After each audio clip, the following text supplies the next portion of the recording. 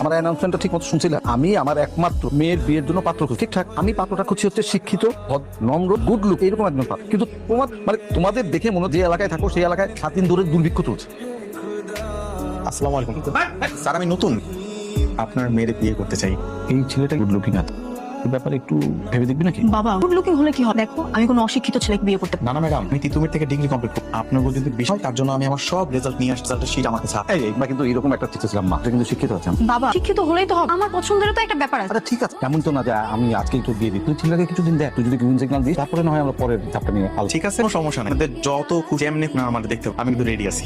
তোমার যেটা ভালো মনে হয় করো, আমার না সবার ভালো লাগে। শোন, এই তুমি আপাতত ওয়েটিং লিস্টে থাক। 7 দিন আমার মেয়ের সঙ্গে তুমি একটু সময় কাটাবে, আমার মেয়ে তোমাকে যাচাই বাছাই করবে। ও যদি সব ঠিকঠাক মনে করে পরবর্তী ধাপে আলোচনা করবে।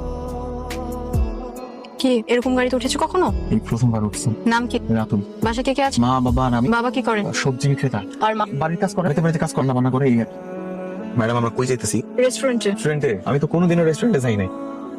কি খাইবেন? দেখছি কি খাওয়া যায়। ওই মামা, ওই মামা। ওই মামা কাদেরকে বলছো? স্যার আমি কম দিয়া যায় করে ওনাদের ওই মামা এইসব বলতে হয় না, বলবে বসছে। জি স্যার। কি খাবে? আমার দুটো গরম গরম পুরি, এক বাটি ডাল। Thank you everyone. আমি আপনাকে দুলা ভাই। এই গেলে ভুট্টা তোর জামাই? না, এখনো জামাই হই নাই, কথাবার্তা চলতেছে। ওই যে তোদের বলেছিলাম না যে আমার বাবা একটা গরিব ছেলের সাথে আমার বিয়ে ঠিক করে, ওই সে রাতুল।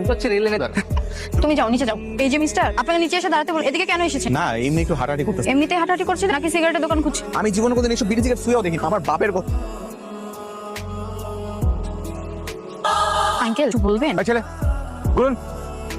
কাকু কিস করবেন? আমি কাকু না, আপনি কেন আমার কাকু দিতে যাবেন? কাপড়া দাঁতগুলো ফেলে দিব। তুমি এটা পরছো, এই শার্ট কেন পরেছো? চশমা কেন দিয়েছো? হ্যাঁ, কেন চশমা দিয়েছো? আঙ্কেল আপনি ওনাকে ভাবে বকছেন, আপনি কি চিনেন ওনাকে? না চিনি না, ওনাকে আমি একদম চিনি না। আপনার নাম কি? জি, আপনার নাম কি? রাতুল। রাতুল বাবা আছে?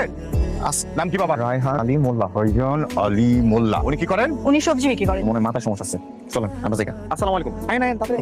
সত্যি করে বল, কি বাবা থাকে না? আর তুমি ছাড়ো না, আমি বলছি আমাদের রাতুল না একটা মেয়েকে